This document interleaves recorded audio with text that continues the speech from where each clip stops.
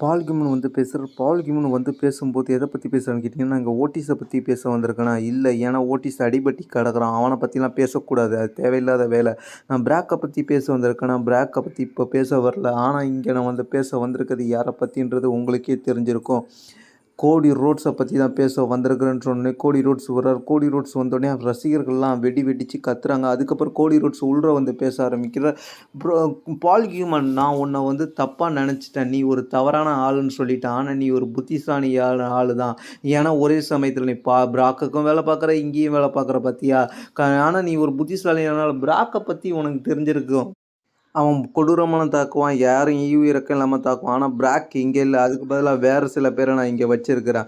அதுதான் உன்ன தாக்க போறாங்க அப்படின்னு சொன்னேன். பிரசன்டேட்டும் பேரன் பேக்கரும் வருவாங்க. வந்து 2 பேரும் வந்து பேசிக்கிட்டு இருப்பாங்க. நீங்க வந்து தேவையில்லாம இங்க நுழைஞ்சிருக்கீங்க அப்படின்னு சொல்லி கோடி ரோட்ஸ் பேசுவார். அதுக்கப்புறம் கோடி ரோட்ஸ் ஃபர்ஸ்ட் அட்டாக் பண்ண ஆரம்பிப்பார். கோடி ரோட்ஸ் அட்டாக் பண்ணும்போது அவங்க ரிவெஞ்ச் எடுத்து அட்டாக் பண்ணுவாங்க. அவங்க ரிவெஞ்ச் எடுத்து அட்டாக் பண்ணும்போது கோடி ரோட்ஸ் கதையை முடிக்கலாம்னு நினைக்கிறப்ப ராண்டி ஆர்டன் மியூசிக் வரும். ராண்டி ஆர்டன் வந்து ஃபர்ஸ்ட் அடிச்சு போட்டு போயிடுவார். 2 பேரையும் அடிச்சு போட்டு கோடி ரோட்ஸை காப்பாத்தி விட்டு போயிடுவார்.